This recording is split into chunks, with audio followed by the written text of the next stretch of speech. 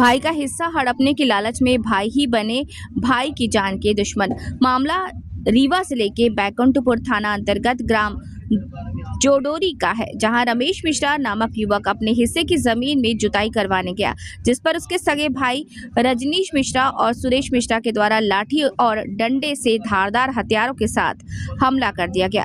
रमेश मिश्रा और उसकी पत्नी सीमा मिश्रा पर घातक हमला करने का प्रयास किया, जिसमें पति पत्नी के द्वारा भागकर अपनी जान बचाई गई।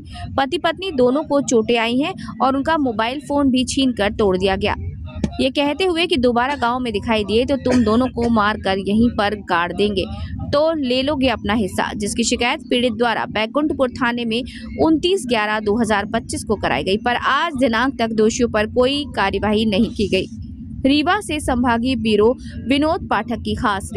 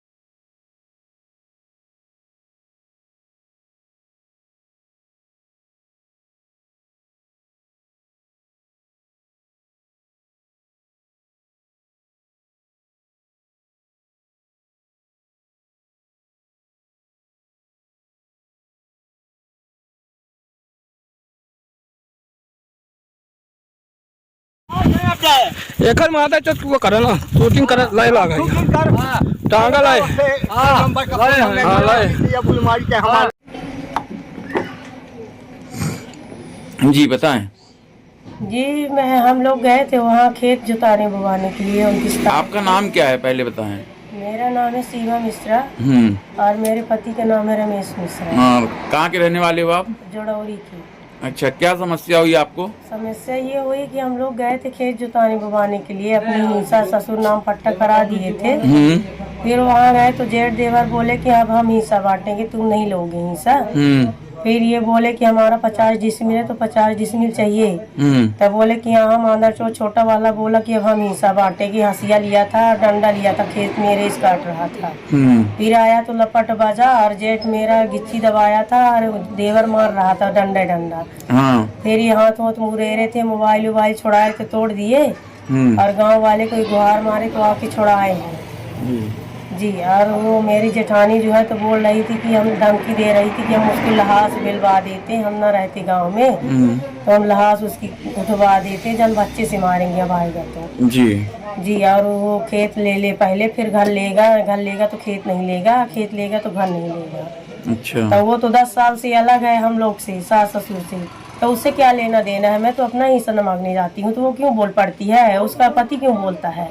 हम लोग तो ससुर से हिस्सा लेने जाते हैं, उसकी इसमें क्या जवाबदारी है कि वो लड़ पड़ती है, फालतू इल्जाम लगाती है और बोलेगी कि दहिया रख 14 आया था तो लपटा था। मेरा एक कमरा अंदर है तो वहाँ घर कभी अंदर जाने नहीं देती है, चोरी लिखा देती है। तो मारपीट आप दोनों के साथ की गई है? हाँ जी, हम लोग के साथ। और मोबाइल भी बोले थे कि वीडियो है तो मोबाइल तोड़ दिए हैं। मोबाइल भी तोड़ दिए? उड़ा रहे थे और पति को हमारे खूब मारे हैं। फिर हम लोग वहाँ से भागे, टागा गड़ा सब लेकर खड़े रहते हैं जी। आप देख लीजिए, खेत नहीं जोतने देते, वहाँ जाते हैं तो टांगा लेके खड़े होते हैं, ऐसे मारते हैं।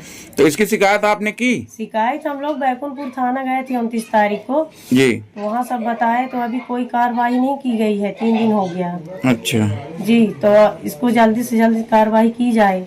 अच्छा। अब बहुत दंड देते हैं हम लोग के घर वाले। घर से रात को 12 बजे निकाले थे, मैं छोटे छोटे बच्चे लेके रोड पर आई थी तो यहाँ छोटी सी चाय की दुकान चलाती हूँ। फिर यहाँ भी गुंडा लगवाती है, इधर उधर आता है जेठ देवर तो बताता है कि वो मादरचोद ऐसा है वैसा है, मार डालेंगे, गाड़ देंगे, घर नहीं जाएगा, हिस्सा नहीं लेगा, यही सब करता आती है जेठानी और जेठ। जी। और ससुर सलगा दो तो उसमें ससुर का है, भाई जब तुम जिंदा हो तो तुमको हिस्सा देना चाहिए ना सबका। ससुर बैठ के देखेगा और देवर जेठ से मरवाएगा, जेठानी से गंदी गंदी गाली दिवाएगा, बोलेगी लहास डलवा देंगे, वो जलाने आएगी, वो खेत लेने नहीं आएगी, अब उसको हम जला के मारेंगे, मैं घर में नहीं थी, नहीं उसी दिन लहास जाती उसकी, ऐसे ऐसे सब बोलती है। मैं ये चाहती हूँ कि जल्द से जल्द कार्रवाई की जाए, हमारा हिस्सा दिया जाए, और नहीं तो फिर हम लोग नहीं लेंगे तो कोई भी नहीं लेगा ना, कोई जोते बोएगा। जैसे हम लोग भूखे रहेंगे, उस रबी भी धान नहीं बोने दिए तो वैसे हम लोग छोड़ दिए, फिर इस रबी अभी 3000 लगा के कटाए उसका रेज खेत का। उस दिन रेत जलाने गए तो जेठ देवर लपट पड़े, चिरैया उरैया दबाए थे हमारे हस्बैंड का, और ससुर वहीं बैठ के देख रहे थे, और जेठानी बोल रही थी हम रैया रख चोदे के लहास डलवा देंगे, उसको ऐसा करेंगे, जन बच्चे से मारेंगे, लहास जाएगी, अब वो घर नहीं लेगा, हिस्सा नहीं लेगा, यही सब बोलती है। चलिए ठीक है जी।